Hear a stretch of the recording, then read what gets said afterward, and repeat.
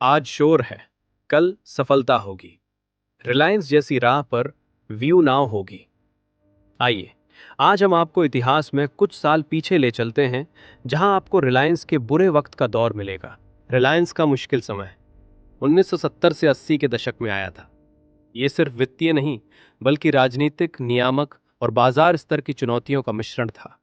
नीचे सरल और स्पष्ट तारीख से समझा रहा हूं। रिलायंस पर मुश्किल टाइम क्यों आया? एक लाइसेंस राज का बिजनेस करना बहुत मुश्किल था। क्षमता बढ़ाने के लिए सरकारी लाइसेंस चाहिए होता था। आयात निर्यात पर सख्ती से नियंत्रण किया गया था। रिलायंस तेजी से बढ़ रही थी, जो सिस्टम को पसंद नहीं था। 2. बड़े व्यापारिक घरानों का विरोध। पारंपरिक समूह जैसे टाटा बिरला को लगा, रिलायंस नियम तोड़कर आगे बढ़ रही है। सार्वजनिक शेयर धारकों को शामिल करना एक खतरा था। इस वजह से रिलायंस के खिलाफ लॉबिंग हुई, सरकार पर दबाव डाला गया। 3. 1977 से 80 जनता सरकार का दौर। इस फेज में धीरूभाई अंबानी को क्रोनी कैपिटलिस्ट बोला गया। रिलायंस के लाइसेंस रद्द और डिले हुए। आयात अनुमतियां रोक दी गई। ये रिलायंस के लिए सबसे कठिन दौर था। क्रोनी कैपिटलिज्म किसे कहते हैं? ये नीचे नोट में दिया गया है।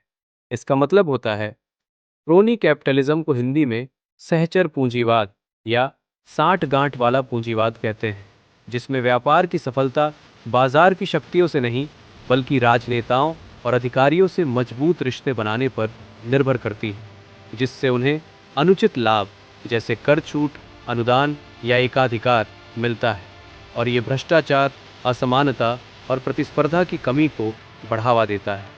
शेयर बाजार पर हमला, बेयर कार्टेल। 1980 बेयर्स ऑपरेटरों ने रिलायंस के शेयर शॉर्ट सेल करके गिराने की कोशिश की। लक्ष्य था कंपनी का आत्मविश्वास और फंडिंग तोड़ना। धीरूभाई अंबानी ने कैसे हैंडल किया? 1. जनता को अपनी ताकत बनाए। धीरूभाई ने आम निवेशकों को कंपनी का हिस्सा बनाया। रिलायंस के पास लाखों वफादार शेयरधारक हैं। जब बेयर्स ने शेयर गिराए, खुदरा निवेशकों ने शेयर खरीद लिए। कीमत में गिरावट नहीं हो पाई। 2. नियमों के अंदर रहकर सिस्टम को चुनौती दी। धीरूभाई कमियां समझते थे, कानून के अक्षर का पूरा उपयोग, भावना का भी। अदालतें और नीति चर्चाएं सक्रिय रही। 3. दीर्घकालिक दृष्टि पे फोकस। संकट के बाद टेक्सटाइल से लेकर पेट्रोकेमिकल्स, रिफाइनिंग, एनर्जी तक का विस्तार किया। पिछड़ा एकीकरण रणनीति अपनाई, कच्चा माल से तैयार उत्पाद तक। 4. रिस्क लेने का आत्मविश्वास। जब लोग डरते थे, धीरूभाई निवेश करते थे। जामनगर रिफाइनरी का सपना इसी मानसिकता का परिणाम है। धीरूभाई अंबानी की thinking, if you don't build your dream, someone else will hire you to build theirs. यदि आप अपना सपना पूरा नहीं करते हैं, तो कोई और आपको अपना सपना पूरा करने के लिए काम पर रखेगा। आज आपने भारत की एक ऐसी कंपनी के संघर्ष के बारे में सुना, जो देश की नंबर 1 कंपनियों में गिनी जाती है। उस दौर में भी हालात मुश्किल थे, चुनौतियां थी, लेकिन रिलायंस के निवेशक और उनका मैनेजमेंट एक दूसरे के साथ खड़े रहे, और वही उनकी असली ताकत बनी। आज जब हम व्यू नाउ को देखते हैं, तो हालात कुछ वैसे ही लगते हैं।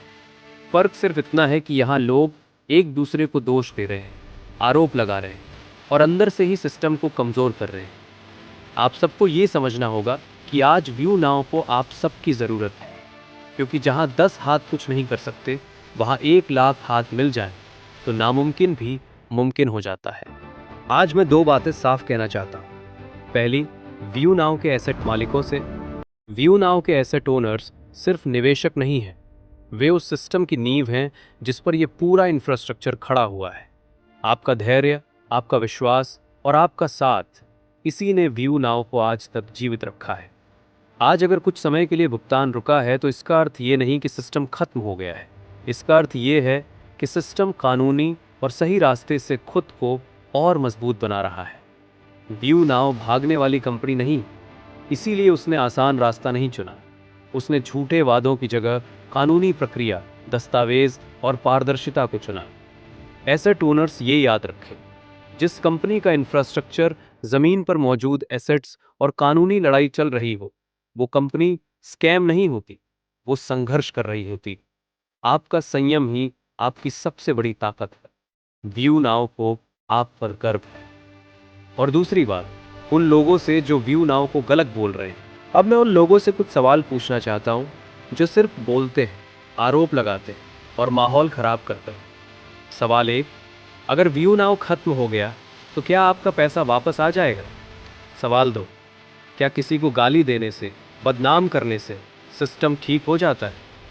सवाल तीन, क्या आपने कभी सोचा है कि आपकी एक नकारात्मक पोस्ट कितने लोगों की उम्मीद तोड़ देती है? सवाल चार, अगर आप ही अपने सिस्टम को गिराने लगेंगे तो फिर उसे उठाएगा कौन?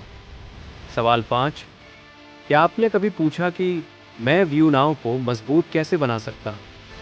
सवाल छः, क्या सिर्फ शिकायत करना ही आपकी भूमिका है या समाधान का हिस्सा बनना भी आपकी जिम्मेदारी है?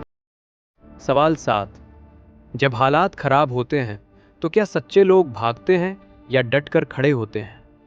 सवाल आठ, क्या इतिहास ने कभी ऐसे लोगों को याद रखा है जो मुश्किल समय में भाग गए? सवाल नौ, क्या आप सच में चाहते हैं कि व्यू नाउ बचे या बस तमाशा देखना चाहते हैं? सवाल 10, अगर व्यू नाउ स्कैम होता तो क्या कंपनी अपने एसेट्स जमीन पर खड़े रखती या सब बेचकर भाग जाती? सवाल 11, कौन सा स्कैम ईडी, कोर्ट और जांच एजेंसियों के सामने खुले दस्तावेजों के साथ खड़ा रहता है? सवाल 12, अगर नीयत गलत होती तो क्या व्यू नाउ बार बार कंप्लायंस और डॉक्यूमेंट अपडेट करता? सवाल 13, आपने किस स्कैम में देखा है कि कंपनी खुद सिस्टम सुधारने की प्रक्रिया में लगी हो? सवाल 14, क्या किसी स्कैम में एसेट ओनर्स को यह बताया जाता है कि भुगतान क्यों रुका और कैसे दोबारा शुरू होगा? सवाल 15, अगर व्यू नाउ गलत होता तो आज तक एक भी ठोस चार्जशीट या अंतिम निर्णय क्यों नहीं आया? सवाल 16, सोशल मीडिया पर शोर मचाने वाले बताएं, क्या उन्होंने कभी कानूनी फाइल पढ़ी है या सिर्फ अफवाह फैलाई है? सवाल 17, क्या जांच चलना अपराध साबित होने के बराबर होता है या ये सिर्फ सच्चाई तक पहुंचने की प्रक्रिया है? सवाल 18, व्यू नाउ भागने वाली कंपनी होती तो क्या आज भी हजारों एसेट ओनर्स इसके साथ खड़े होते? अंतिम बात, आरोप लगाना आसान होता है लेकिन सिस्टम खड़ा करना, उसे बचाना और सही रास्ते पर लाना बहुत कठिन।